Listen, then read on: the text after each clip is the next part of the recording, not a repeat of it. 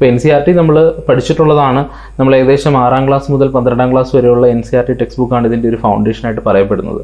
അപ്പം ആ ടെക്സ്റ്റ് ബുക്കുകൾ വായിച്ചാൽ തന്നെ നമ്മുടെ ഫൗണ്ടേഷൻ ക്ലിയർ ആവും. അതായത് ഈ ബേസിക്, ഞാൻ പറഞ്ഞില്ലേ, ഒരു നോളജ് ലെവലിൻ്റെ ഒരു ബേസിക് അണ്ടർസ്റ്റാൻഡിങ് നമുക്ക് കിട്ടും.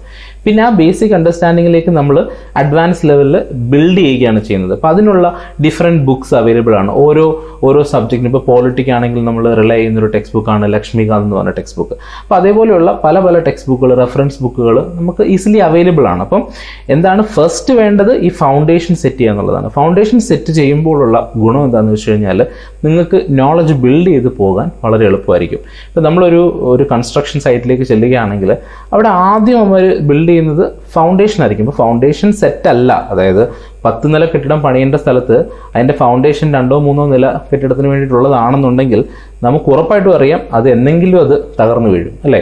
സോ ഫൗണ്ടേഷൻ, ഇപ്പോൾ NCERT നമ്മൾ